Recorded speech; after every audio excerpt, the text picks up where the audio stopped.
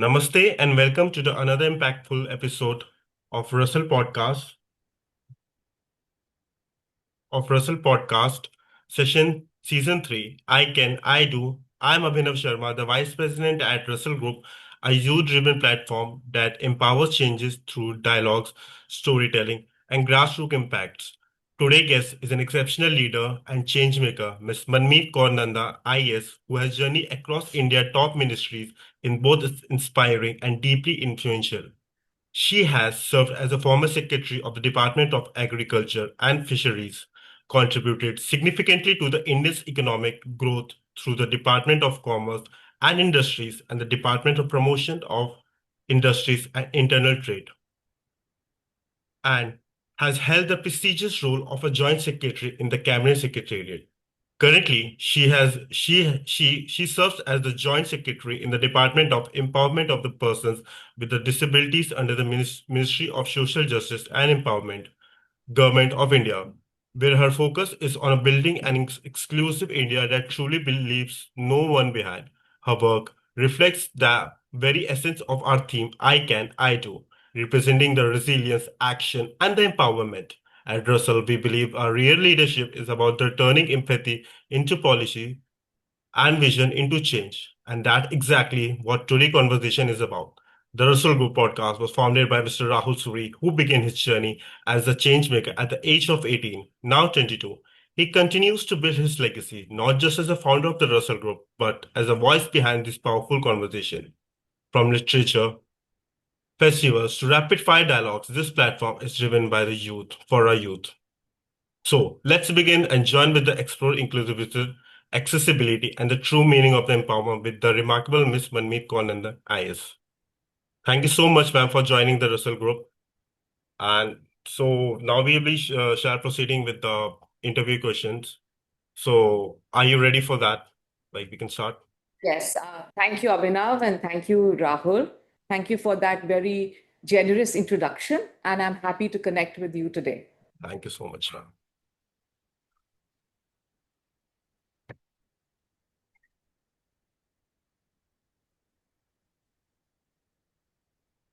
Okay.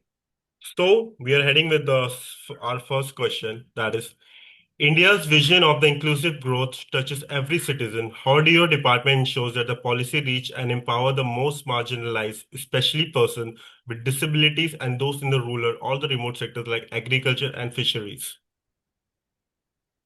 Yes, so the Department for Empowerment of Persons with Disabilities, in its very name, gives importance to the very word of empowerment of persons with disability. It's about enabling them, it's about access, it's about their aspirations.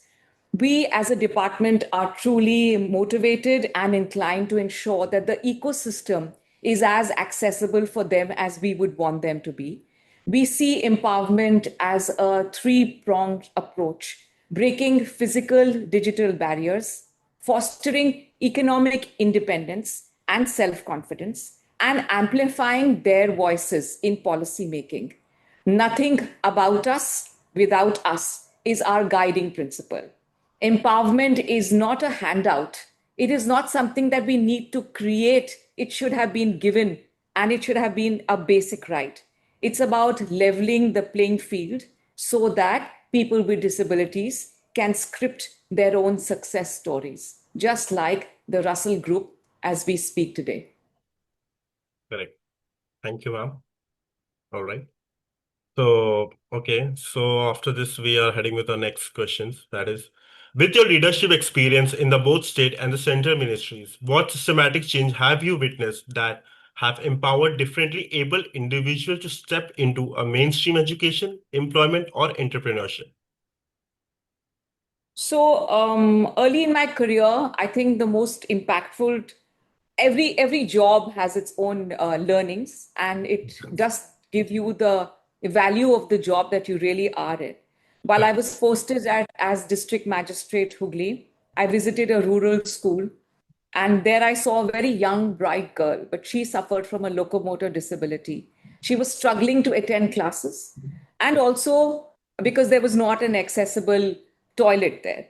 Her determination, despite the barriers, was a wake up call for me. It made me realize that inclusion isn't just about physical access, but it's about dignity. It's about self respect. It's about having access to opportunity.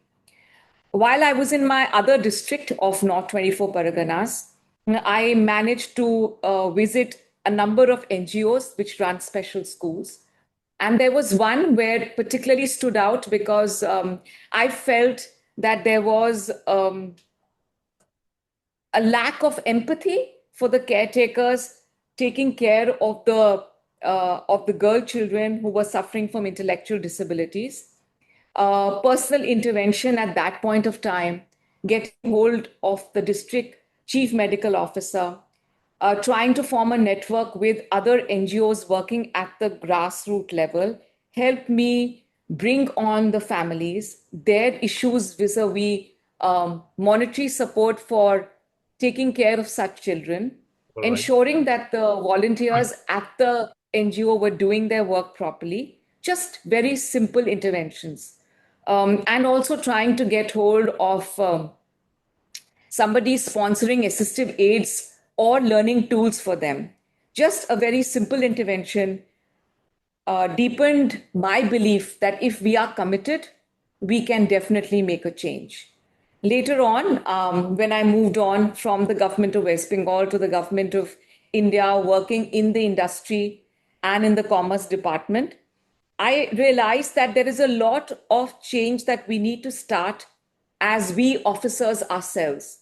We Right. need to look at accessibility, inclusivity, not just in as mere words, but actual action points when we make policies, actual action points when we are actually say start giving or giving a tender for a new infrastructure, and most importantly, attitudinal change. So, And my time at the present department, where I'm the additional secretary right now, gives me this ample opportunity to closely work with persons with disabilities, understand their personal difficulties. It helps me to increase my sensitivity, my empathy. It opens my vision, my way of thinking about things, so that we can find a solution for each one of them and as much, and motivate other departments to do that as well. all right. Thank you so much, ma'am. Okay.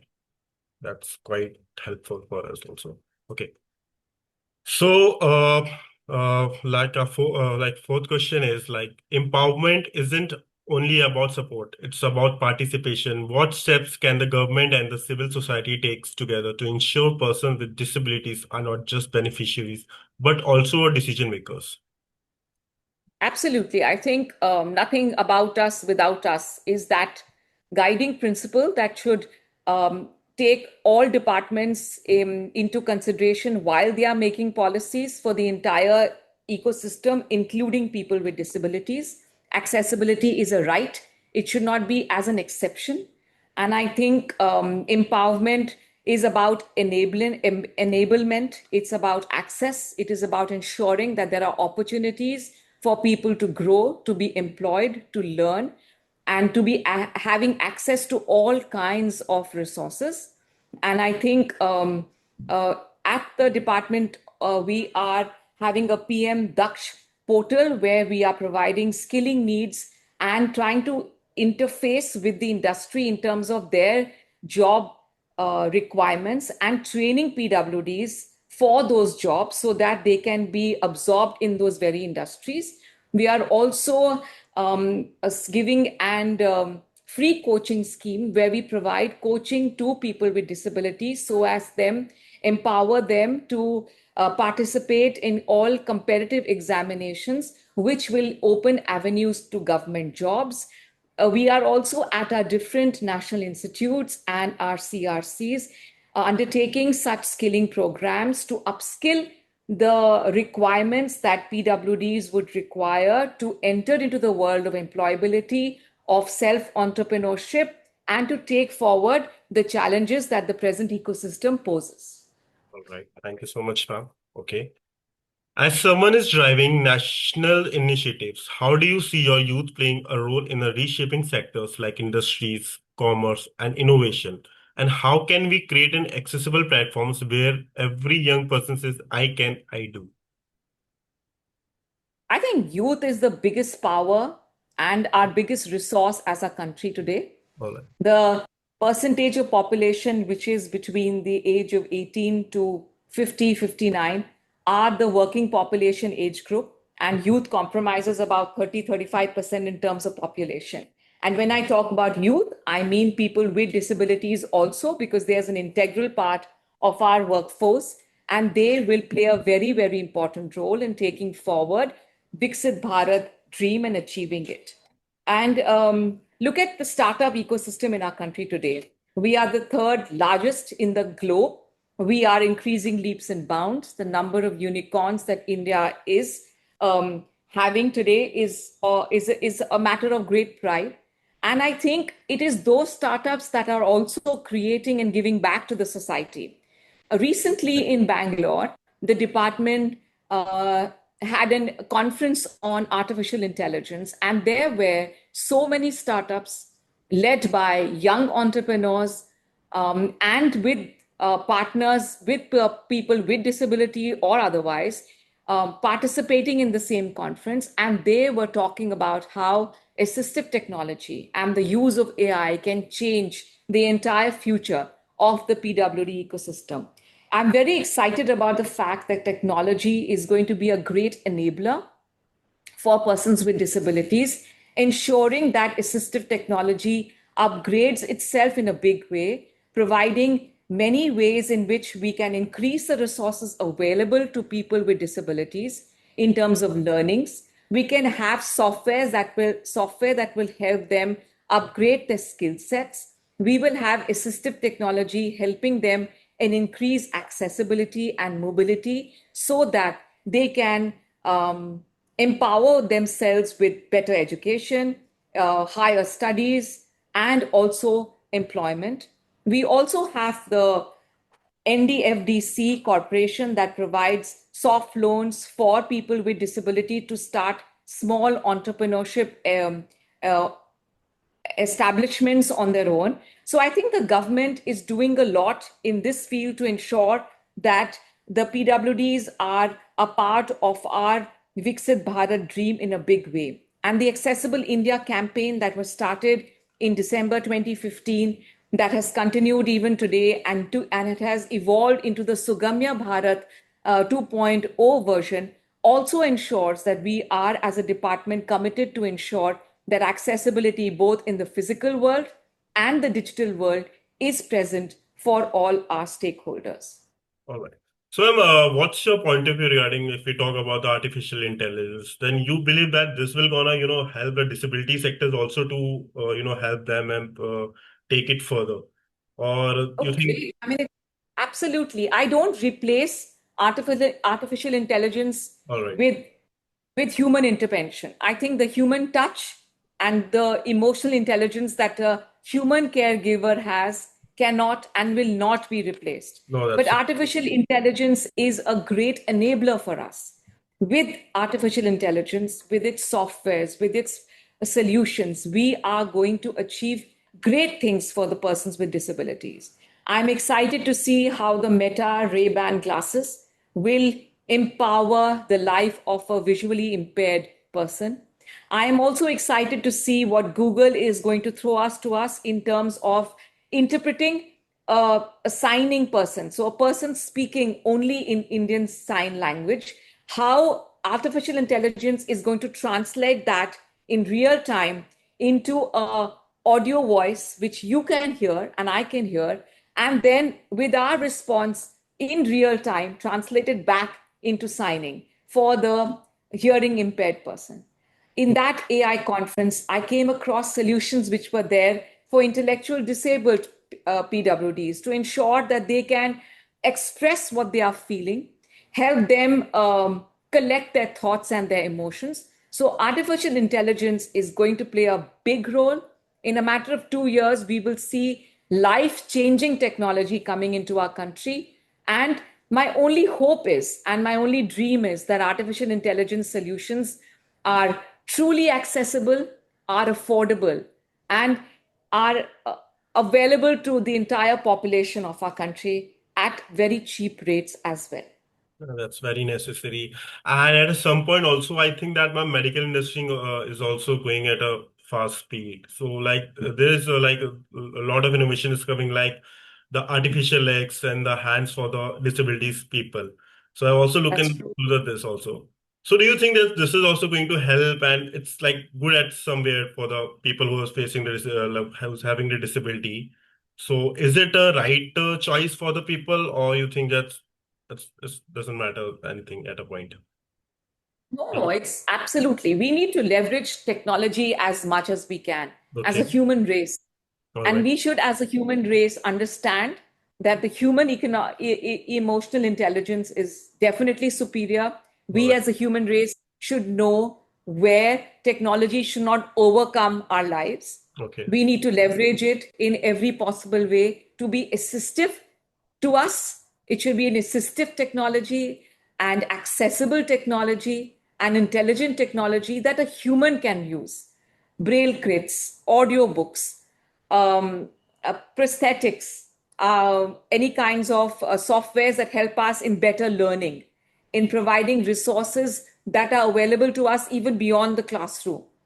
That is equipping all our persons with disabilities with a greater resource, with a strength to manage their own learning disabilities, overcome them, and face the world with all its challenges, like any of us. Okay. Okay. Okay. Thank you so much, ma'am.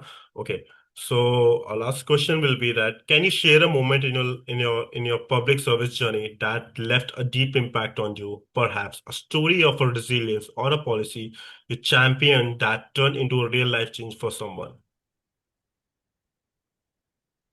I think my entire career, I have been very fortunate to have worked with a variety of sectors. Of course, my intervention in the social sector has been as recent as these last 6 months. But I can name a number of very interesting and very motivating stories. But I'll mention two. One would be about how community has a big force when they come together and they decide that they want to take a particular step and create intervention. I was at as the district magistrate of North 24 Paraganas in West Bengal, All right. and we were motivated to ensure that we give the Swachh Bharat Abhiyan a great impetus and importance in that district. It's a All right. huge district. Um, it has six parliamentary constituencies. It had 33 legislative assemblies. So it's a huge population of about, at that point of time, it was over 1.7 crore people. Okay. We built toilets at a very fast rate, but it was possible only because of community intervention. We Exactly. got together at the grassroots level. We motivated the pradhans of different gram panchayats. We ensured that they were all together, ensured and understood the importance of undertaking a job in a well established time period, completing it properly in terms of quality, uploading that data, collecting data from necessary beneficiaries when required. That was a beautifully conducted program, and I'm happy to say that we achieved a lot during that time. One intervention that we also did was to create awareness about hand washing and about drinking safe water. We conducted a drive where on one particular day, decided that it will be the hand washing day. And we got hold together again, different stakeholders, the Anganwadi workers, the children at the Anganwadi centers. We had primary school, secondary school, high school children. We had all our hospitals at different levels. We had our Zilla Parishad workers, we had the grassroots level workers. They all together at one point of time. We undertook this immense journey of washing hands together and creating this awareness. And it was very well recognized by UNICEF at that point of time. Just putting it shortly, it's the power of what happens when we bring together the community and at the Exactly. grassroots level and create an intervention. The other I would say is that my journey in the Department for Persons with Disabilities has been a learning every single day. It's humbling, it's very motivating. Every day I meet people who despite whatever challenges they face physically or mentally. They are so strongly motivated, they are so aspirational, they are so intent in their idea to move ahead. It is truly inspiring, it's humbling. I know of many people who may be visually impaired, hearing impaired. They run big corporates, startups like Unikis. I met Rahul yesterday, the co Yeah. founder, amazing stuff.